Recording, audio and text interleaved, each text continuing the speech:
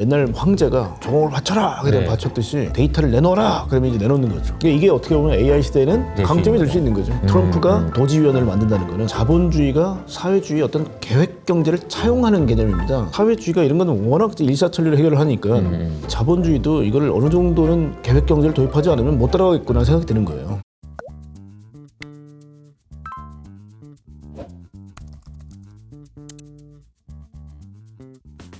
이번에 CES를 보면서도 이런 생각이 들었습니다. 혁신을 주도하는 건 대부분 다 미국이다. 근데 진보하고 진화를 좀 나눠볼 수 있겠다. 무슨 얘기냐면 진보는 능동적이에요. 야, 저 녀석들이 혁신했어? 야, 빨리 따라가. 이게 진보라면 진화는 환경이 변하니까 어쩔 수 없이 내 몸을 맞춰가는 게 진화거든요. 수동적이죠. 수동적이에요. 네. 이 진화를 진보의 위상까지 좀 끌어올려야 된다. 그래서 이게 대한민국의 패스트 정신을 빨리 좀 회복해야 된다는 생각이 들어요. 그래서 그런 부분이 들기 때문에 우리나라 다이나믹 코리아 아니겠습니까? 그 열정을 아직은 잃지 않았으면 네. 충분히 가능하지 않나. 자, 그래서 데이터 쪽을 좀 보시게 되면 그 데이터는 중국은 사회주의예요. 데이터를 모으는 주체가 누군가요? 정부. 그래서 이쪽 부분은 사실은 이 시장 경제나 아니면 우리 자본주의가 좀 따라가기 어려운 부분입니다. 왜냐하면 이 사진이 그건가 보군요. 그렇죠. 이게 좀 무시무시합니다. 안면 데이터는 공개가 돼 있습니다 이미. 그래서 예전에 뭐 홍콩 우산혁명 기억나시죠? 네. 그 우산이 무슨 용도냐면 가리는 용도. 얼굴을 가리는 용도예요. 그래서 그때 마스크를 쓰면 불법이다 뭐 이렇게 얘기하지 않습니까? 그게 다 아까 이제 티엔왕 프로젝트로부터 자기를 보호하기 위해서 우산이나 마스크로 안면을 막은 거죠 당시에. 자율주행도요. 우리가 보통 vehicle to everything, V to X라고 얘기하는 부분 중에 V to I가 있습니다. vehicle to infrastructure. 중국 정부는 저기 위에 보시면 이게 까마귀 떼가 아닙니다 이게. 이게 전부 다 카메라입니다. 이렇게 해서 데이터를 다 모아주는 거죠. 제가 어떤 책에서 발췌한 부분인데요. 국가의 개인 권리를 백지위만 중국인. 이야. 이게 챕터입니다. 미치겠다. 이 권위에 순복하는 국민성이 있다는 거예요 중국은. 그래서 옛날 뭐 황제가 뭘 종을 바쳐라 그냥 네. 바쳤듯이 데이터를 내놓아라 그러면 이제 내놓는 거죠. 개인의 권리인데. 이게 어떻게 보면 AI 시대에는 더 엄청난 강점이 될 수 있는 거죠. 그래서 사실 어떻게 보면 자본주의가 사회주의 어떤 계획 경제를 차용하는 개념입니다. 트럼프가 도지위원회를 만든다는 거는. 그렇죠. 왜냐하면 사회주의가 이런 거는 워낙 일사천리로 해결을 하니까 야, 우리 자본주의도 이걸 어느 정도는 계획 경제를 도입하지 않으면 못 따라가겠구나 생각이 드는 거예요. 자, 그래서 저희가 이제 뭐 조금 이제 결론 부분을 좀 말씀드리자면 네. 미중 기술 패권은 결국 어디까지 갈까? 싸움 나는 거죠. 싸움 나는 거예요. 싸움 나는 건데. 그러니까 유니티 오브 록스가 이게 우리가 피지컬 AI라는 게 네. 결국 물리 세계의 중력, 관성, 마찰력, 원심력, 구심력 뭐 이런 것들을 전부 다 이겨내야 되는 AI예요. 근데 보시게 되면 이렇게 험난한 지형에 이거는 프리매핑이 된 게 아니죠. 3D 네. 맵으로 맵을 구성한 게 아니라 실제 보고 대응하는 겁니다. 이 로봇이. 어떻게 이렇게 될 수가 있는 거죠? 이거는 전부 다 리얼 데이터를 학습을 시킨 거예요. 계속 예를 들면 넘어지고 뭐 다치고 부러지고 했던 걸 반복하면서 여기까지 오는 거거든요. 네. 그러니까 물리 세계는 결국 경험을 많이 시키는 거 말고는 답이 없습니다. 근데 그 부분에서는 정말 그 중국이 압도적이네요. 압도적입니다. 자, 이게 근데 우리 보선다믹스가 75,000불 하는 시절에 10,000불도 안 하거든요. 가격이 월등히 쌉니다. 네. 자, 요 정도 보셨으면 야, 중국 애들이 좀 하네 싶으시죠? 지금 본 로봇이 이 친구입니다. 유니티 로보틱스. 총이 달렸네. 기관총이 달려 있죠. 아마 그러니까 저거를 만약에 우리가 얘기할 때 60만 대군 막 이런 식으로 얘기하잖아요. 그 60만 대 만들어보면 60만 그게 되는 거죠. 그래서 무섭네요. 정말. 미국이 코비드 19 때 깨달은 각성한 게 있어요. 왜 리쇼링, 온쇼링 얘기를 하냐면요. 네. 야, 우리는 마스크, 휴지, 그다음 백신 용기조차도 그거는 못 만드네. 작업이 안 되네. 근데 이게 만약에 이런 전투용 드론이나 전투용 로봇을 대량 생산하는 시대가 되면 이거는 알고리즘 아까 중국인지 미국인지 잘 모른다고 말씀드렸죠. 맞아요. 이걸 개발하는 게 과연 중국인인가 미국인인가. 그리고 컴퓨팅 파워는 지금 일단 반도체 기술은 미국이 꽉 잡고 있기 때문에 칩스법이라든지 이런 걸 통해서 컴퓨팅 파워를 제한하려고 그랬죠. 그렇죠? 네. 자, 그러면 알고리즘은 뭐 대동소이하다. 데이터는 중국 정부가 직접 나서기 때문에 데이터는 훨씬 더 많은 숫자를 모을 수 있을 거다. 네. 그럼 미국이 지금 당장 할 수 있는 거는 컴퓨팅 파워를 제한하는 것밖에 없어요. 미국에서 생각한 거예요. 지금부터 만약에 전쟁이 벌어진다. 대량 생산을 하라. 그래서 이번에 러우 전쟁 때 포탄도 수급이 안 됐죠. 그렇죠. 이거는 제조 강국인 중국이 압도적 우위에 있습니다. 그러니까 미국이 리쇼링을 하는 이유는 결국은 이런 것까지 생각하는 거죠. 이번에 중국은 78092 부대라는 데서 이 전투용 드론을 군집을 해서 전투를 하는 시범을 보였습니다. 와. 나중에는요 항공모함의 일부에는 한 100개 정도 되는 세장 같은 걸 쭉 만들고요. 그 안에 드론을 다 넣어놔요. 그리고 일제히 드론이 군집을 해서 쫙 날아갑니다. 네. 전투 지역으로. 화망을 구성하겠죠. 그러면. 그러니까 이런 게 전투의 양상이 달라지기 때문에 이런 중국의 변화를 봤던 미국은 어떻게 그럼 대응하겠어요? 해야죠. 해야죠. 안 할 수가 없잖아요. 그러니까 최근에 팔란티어가 왜 이렇게 관심이 많으냐면 이런 대목을 보시면 아마 이해가 가실 거예요. 야 미국도 F-35 하나에 3천억, 4천억을 투자하는 게 맞냐 과연. 그 정도 예산이면 드론 군단 만들 수 있거든요. 결국은 미중 갈등이라는 게 최근에 이제 첨단 기술을 누가 더 많이 사용할 수 있느냐. 그다음에 이 컴퓨팅 파워랑 이런 것들도 왜 중국이 길을 쓰고 반도체 굴기를 하려고 그러느냐. 이제 이걸 보통 우리가 언맨드 웨펀 시스템 UWS라고 부릅니다. 이게 피지컬 인바디드 AI의 결론에 해당되는 부분이에요. 그러기 위해서는 휴머노이드 로봇, 그다음에 이제 자율주행. 왜냐면 장갑차나 탱크에 자율주행 기술을 딱 집어넣게 되면 탱크 자체가 무인화되는 거예요. 그런 것들이 이제 이번에 러우 전쟁 때 느꼈지만 아니 많은 우리 젊은 분들이 피를 흘리고 죽어나갈 이유가 없는 거죠. 그러니까요. 그 전쟁이라는 거는 전쟁이 안 일어나는 게 제일 좋거든요. 만약 이런 100만 드론 군단이 있다면 쉽게 침공할 수 있겠습니까? 굉장히 방어 억제력이 되는 거예요. 근데 저는 이제 그 오펜하이머 영화를 비유를 많이 하잖아요. 예. 오펜하이머 비유하면서 핵전쟁 얘기하고 이제 핵 개발. 근데 이제 결국은 그게 무기잖아요. 맞습니다. 전쟁에서 힘으로 나 이만큼 있다라는 걸 보여준 거고 실제로 원자폭탄을 쏘기도 했고요. 근데 이게 결국은 이런 게 원자폭탄에 해당되는 AI로 결론적으로 뭘 만들어서 누구한테 얼마큼 국가 간에 위협이 될 수 있어. 그러면 결국은 무기가 아닐까. 그래서 이게 저는 너무 무섭게 느껴지네요.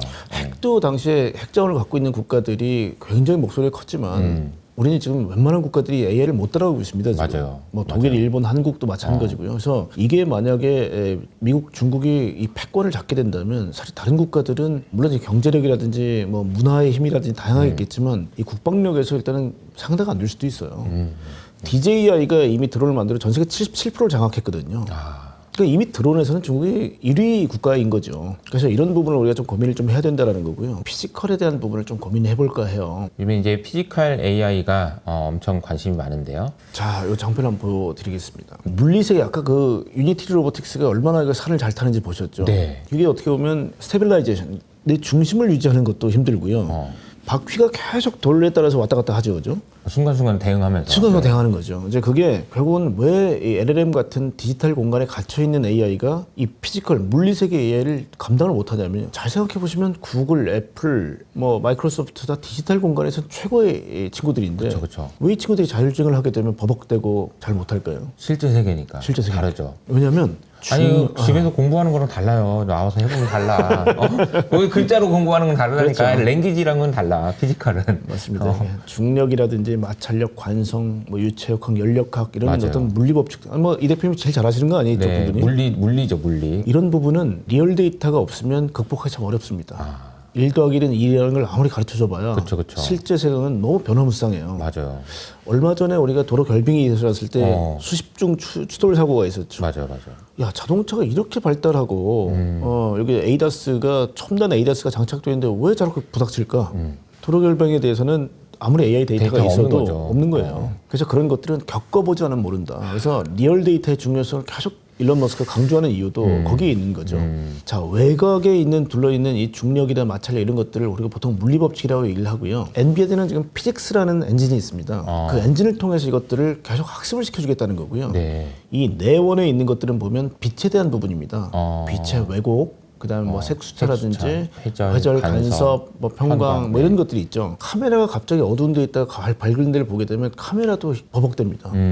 그럴 때 캘리브레이션을 해줘야 됩니다. 조정을 해줘야 되거든요. 그게 이제 RTX 레이 트레이싱이라는 이제 엔비디아의 엔진이 있죠. 그래서 이 물리 세계에 대해서 내가 오랫동안 고민을 했기 때문에 내가 이번에 이런 걸 가지고 물리 세계를 잘 볼 수 있는 시스템 하나를 너희한테 선물할게. 이게 이번에 코스모스 파운데이션 모델이라는 겁니다. 가장 유명했죠. 네. 네, 굉장히 유명했죠. 그래서 일론 머스크가 지금까지 오랫동안 리얼 데이터를 가지고 테슬라를 이제 계속 이제 학습을 시켜왔죠. 네. 이런 부분을 이제 물론 철학 차이가 있습니다. 테슬라는 리얼 데이터가 매우 중요하다. 근데 이제 엔비디아는 야 지름길은 합성 데이터를 내줄게. 합성 데이터는 예를 들면 이런 겁니다. 로드키즈한 사건을 우리가 맞닥뜨리기 참 어렵죠. 고속도로에서 그쵸. 갑자기 고라니가 툭 튀어나올 확률이 도대체 얼마나 되겠습니까? 되겠죠. 엣지 케이스나 코너 케이스거든요 이게. 매우 드물게 일어나는 일은 합성 데이터로 학습시키는 게 맞아요. 100% 리얼 데이터는 다 못합니다. 네네. 그럼 예를 들면 9대 1로 섞어 넣을 거냐, 5대 5로 섞어 넣을 거냐, 10대 0으로 갈 거냐, 네. 이거는 철학 차이입니다. 근데 엔비디아가 이번에 이번에 제공하겠다는 건 합성 데이터로 니네 이 모든 문제를 내가 좀 해결해 줄게. 이거 있으면 너희들도 자율주행하고 되게 쉬울 거야. 라는 것들을 결국 공급하겠다는 게 이 코스모스라는 모델이었어요. 그래서 그렇군요.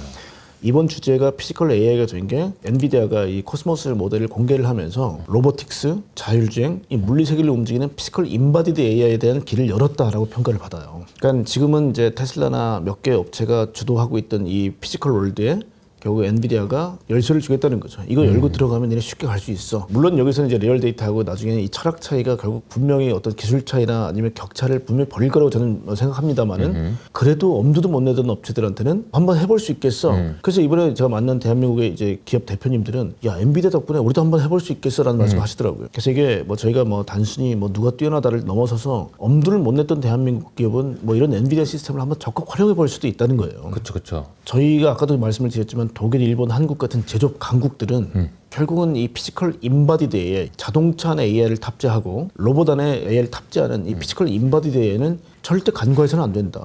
만약에 AI가 탑재 안 되면 도태되는 겁니다. 마치 우리가 월풀이라든지 이런 이제 가전업체가 디지털이 접목되어 있는 첨단 이제 제품들이 나왔을 때 레거시 백색 가전 업체들은 전부 다 도태돼서 나갔거든요. 근데 AI가 장착되지 않은 이제 제품들은 또 디지털이라는 건 또 레거시가 되는 거예요.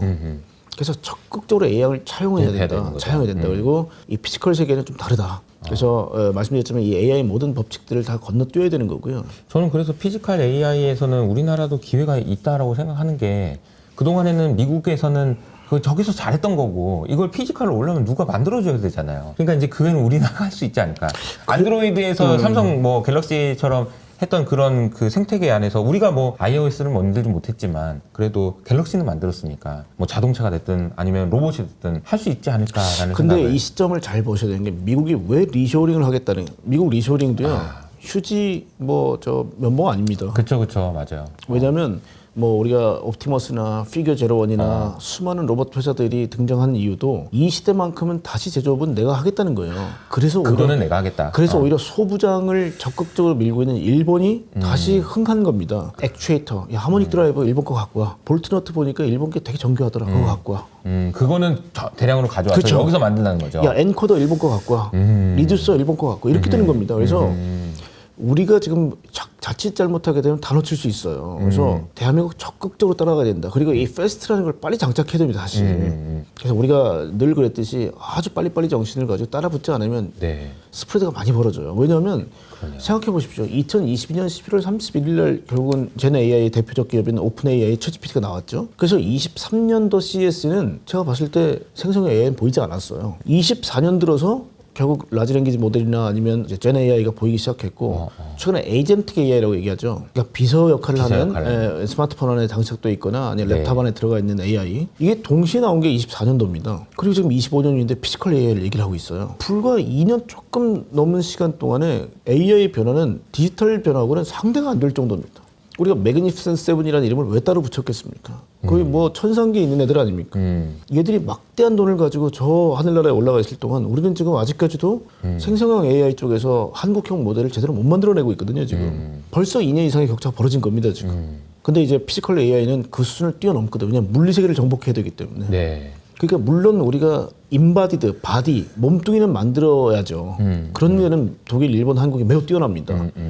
근데 결국은 부가가치가 몸뚱이에서 나올 거냐 뇌냐를 봤을 때는 자명하지 않습니까? 맞아요. 이 뇌를 가장 잘 구현하는 몸뚱이도 의미가 있습니다. 그쵸. 말씀하신 건 그쪽에 승부를 내야죠. 우리가. 맞아요. 네. 로봇의 뭐 액추에이터, 로봇의 어떤 바디 이런 것들에서 한국이 나오고 예를 들면 뭐 LG 이노텍 같은 회사들은 센서들, 카메라를 뭐 옵티머스 제공한다든지 뭐 이런 것들에 굉장히 고민을 해야 되는 거고요. 삼성전기도 뭐 500만 원짜리 카메라 이제 테슬라의 버전 뭐 13 이후에 나온 것들은 대부분 다 500만 원수가 들어가거든요. 이런 것들에 고민을 좀 해야 된다는 거예요. 대한민국도 이 피지컬 AI 변화에 아주 적극적으로 또 그것도 속도를 좀 내야 됩니다. 지금같이 맘만 들면 안 됩니다.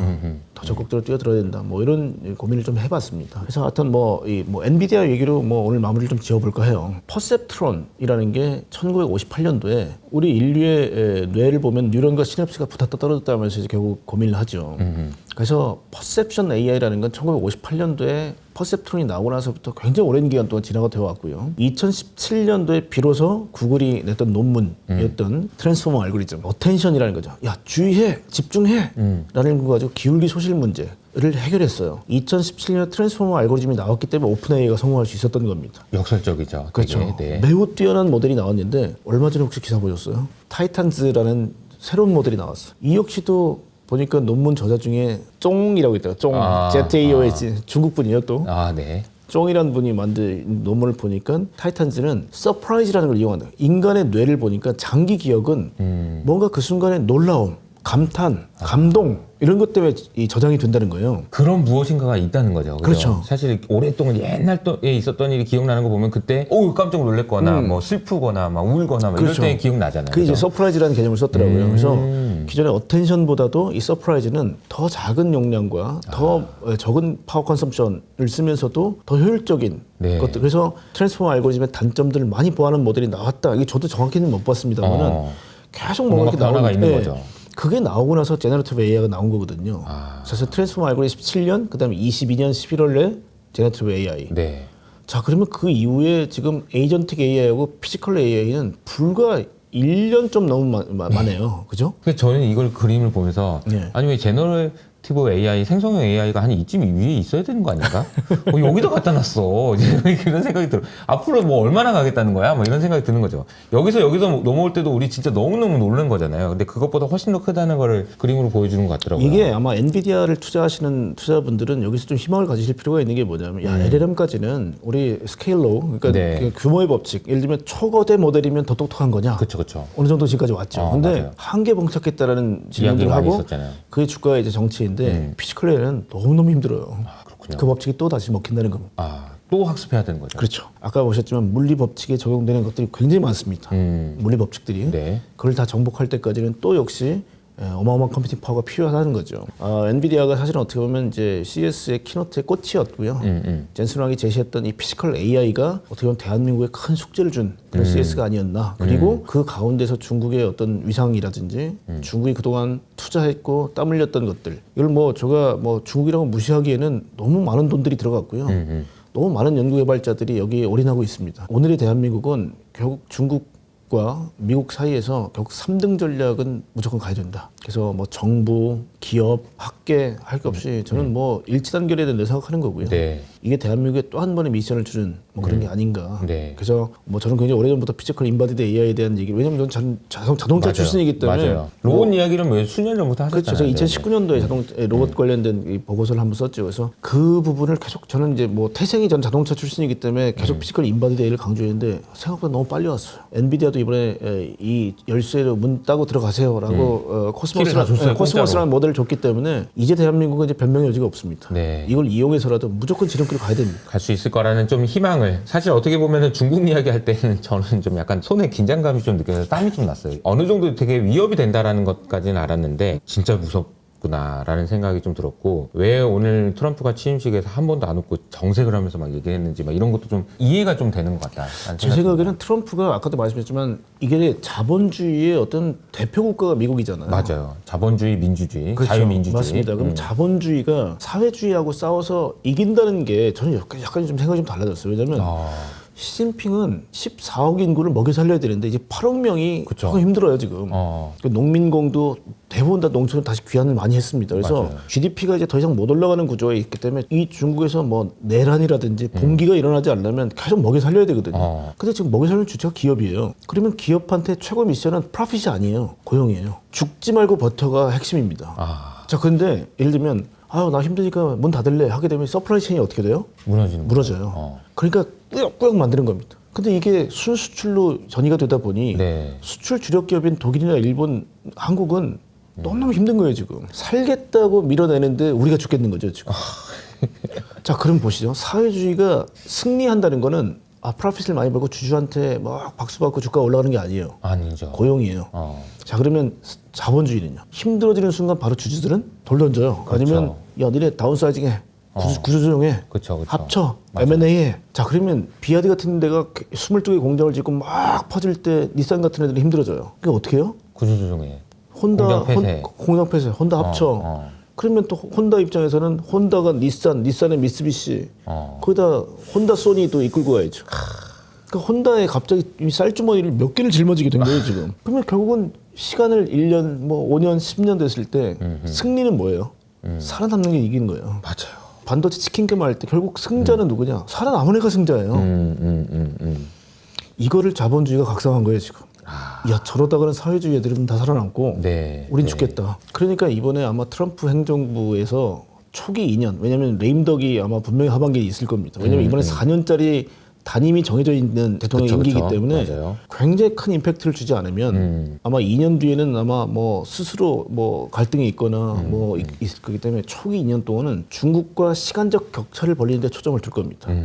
이게 관세가 됐든 반도체에 대한 칩 수법을 더 강화하든 아니면 TSMC라든지 엔비디아를 더 단속을 하든 중국 쪽으로 첨단 반도체가 못 넘어가게 철저히 막는 이런 정책들이 아마 병행될 거라는 거죠. 야 지금까지 미국이 저렇지 않았는데 그러니까요. 이상하다. 기업들을 뭐 도지위원회라는 걸 만들어서 그렇죠. 약간 그런 걸 한다는 것 자체가 이상한 거죠. 이상한 거예요. 네, 정부를 뭐 효율화시키겠다? 아 그런 거를 뭐 누구 기업의 손을 빌려서 아 이상한 거죠. 그러니까 자본주의가 계획 경제를 차용하는 겁니다. 그래서 결국은 사회주의가 지금까지 시장 경제를 차용해서 여기까지 왔다면 이제는 자본주의가 계획 경제를 차용해서 한번 싸워보는 거예요. 누가 이기는지 봐야 되겠죠. 진짜 엄청나게 큰 싸움이 일어나고 있는 것 같고 이 싸움의 한가운데서 어떤 게 싸움이 일어나는지도 모르고 그냥 멍하니 있다가 센터장님 얘기 들으니까 아 어떤 싸움인지 좀 감이 잡히는 것 같습니다. 진짜 오랜만에 나와주셔가지고 정말 해안을 말씀해 주셔서 너무 감사드리고 저희는 또 다음에 더 좋은 모습으로 인사드리도록 하겠습니다. 감사합니다.